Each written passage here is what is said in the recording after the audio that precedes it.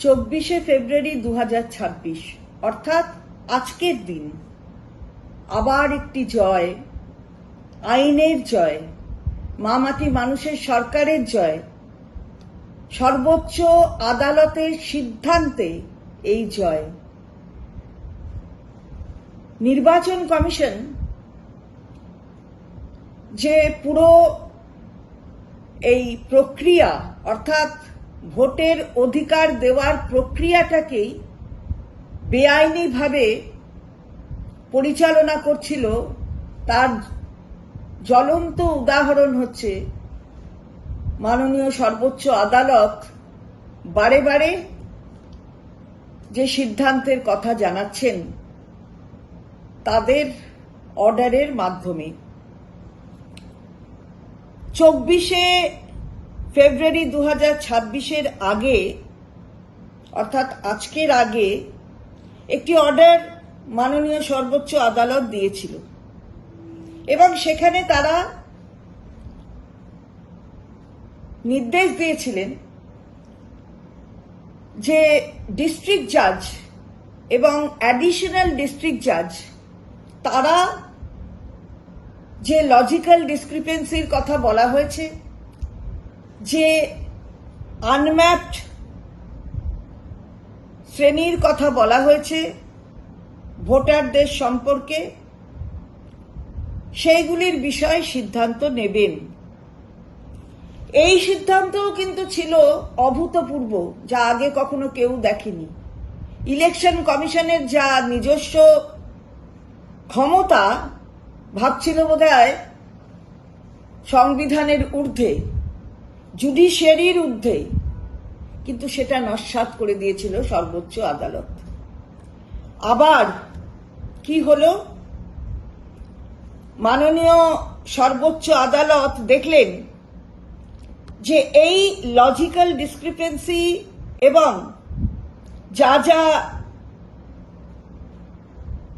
ঘটনাচক্রে সঠিক হয়নি বলে বলছে, কখনো ইসিআই বলছে, কখনো আবার ওদের যে এআই সেই এআই বলছে, তাতে দেখা যাচ্ছে যে 1,36,00,000 ভোটার যাদের 2002-এর রোলে নাম রয়েছে তারা এর মধ্যে চলে এসেছে। এবং এই কাজটা করতে গেলে যতটা প্রক্রিয়া চালু হয়েছিল তাতে দেখা গেছে 50 লক্ষ অ্যাপ্লিকেশনের ডিসপোজাল হয়নি। জুডিশিয়াল অফিসার, যেটা সর্বোচ্চ আদালত বলেছিলেন, 250 জন জুডিশিয়াল অফিসার নিয়ে যদি একদিনে এক একজন জুডিশিয়াল অফিসার 250টি করেও কেসের ডিসপোজাল করে তাহলে দেখা যাবে 80 দিন লাগবে। কিন্তু 28শে ফেব্রুয়ারির মধ্যে ভোটারের ফাইনাল লিস্টটা পাবলিশ করার কথা সর্বোচ্চ আদালত তাদের সিদ্ধান্তে জানিয়েছিলেন।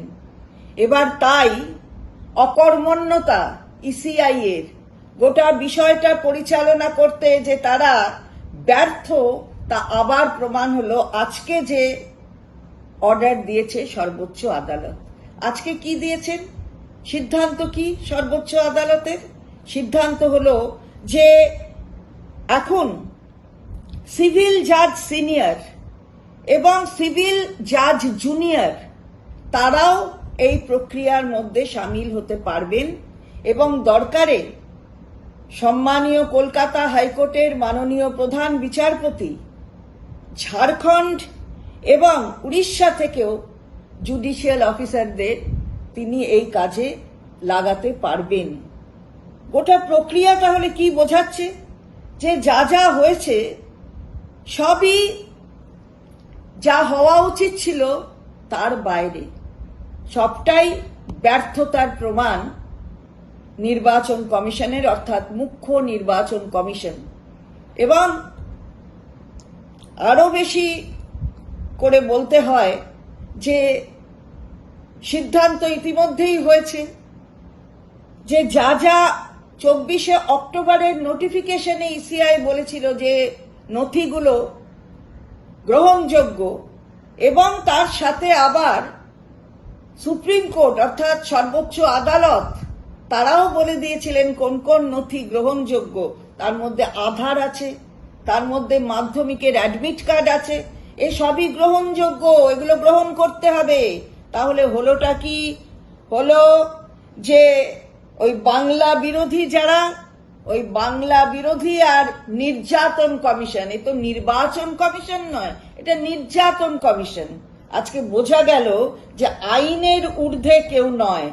আর ভ্যানিশ কুমার, বারবার বলা হয়েছে, আমাদের দলের পক্ষ থেকে আমাদের সর্বোচ্চ নেত্রী মমতা বন্দ্যোপাধ্যায় বলেছেন, আমাদের দলের মাননীয় সাংসদ নেতা অভিষেক বন্দ্যোপাধ্যায় বলেছেন যে এখানে আসলে যিনি মাথায় বসে আছেন তিনি ভ্যানিশ কুমার। আজকে কিন্তু এই কাজগুলো বোঝা যাচ্ছে যে সত্যি সত্যি ভ্যানিশ হয়ে গেছেন।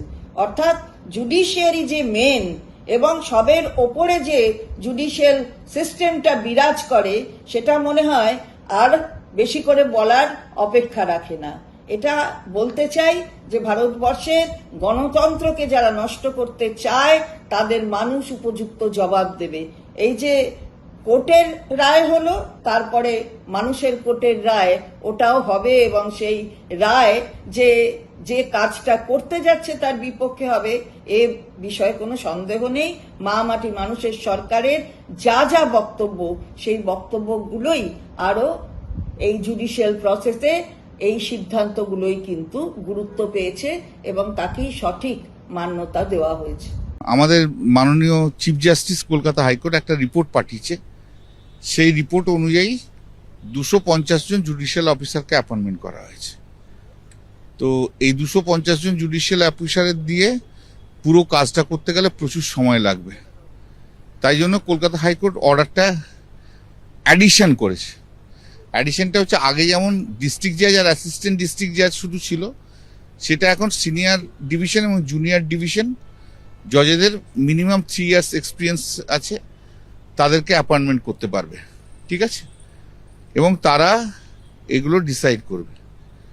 সেকেন্ড হচ্ছে, আগে তো ছিল রিটায়ার্ড যত জুডিশিয়াল অফিসার আছে তাদেরকেও করতে পারে আগেকার অর্ডার অনুযায়ী।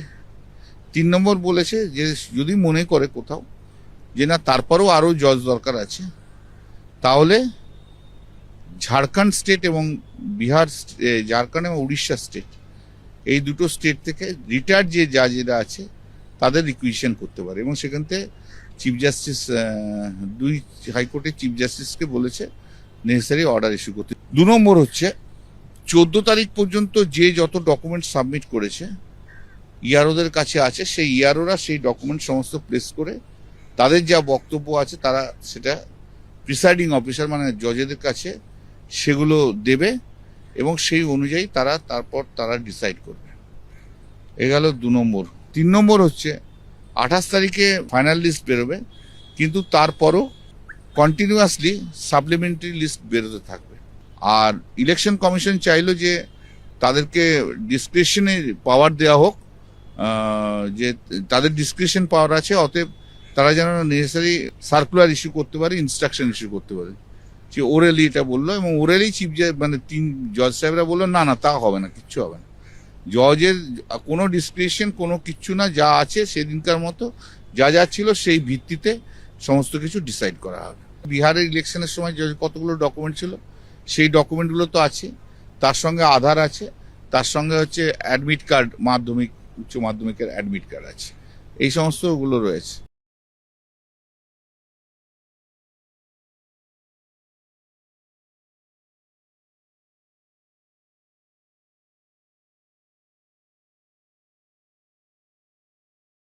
আমাদের সব থেকে মানে এখানে আশেপাশে দেখছি একটু খাবার একটু অসুবিধা হচ্ছিল, তো আমি দেখলাম কি এখানে একটা ছোট্ট একটা চায়ের দোকান করব। তারপরে চায়ের দোকান থেকে ভাবছি ছোট একটা ধাবা করে দিই। ছোট ধাবা থেকে দেখছি এবার একটু সাজিয়ে এই আস্তে আস্তে করতে করতে এইভাবে হয়ে যাবে, আমি নিজেও ভাবতে পারিনি।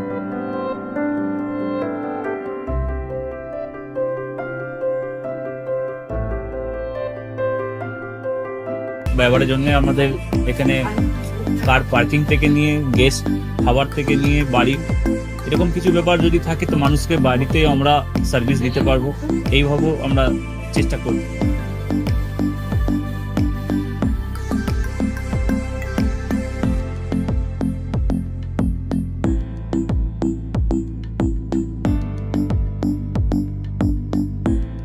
একদম সাধারণ, বাইরে থেকে অনেক চিপ বেস্ট মধ্যে খাওয়াটা কোয়ালিটিটা সবসময় পাবেন।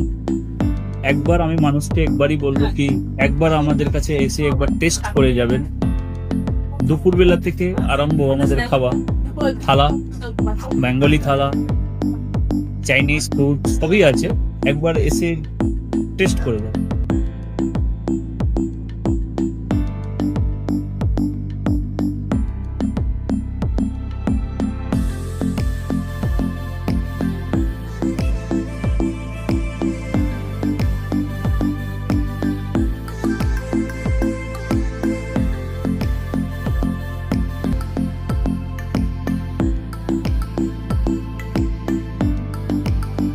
আপনার চ্যানেলের মাধ্যমে বলি একবার আসুন কেশরী ধাবাতে, দেখে নিন। আমার নাম রঞ্জন কেশরী।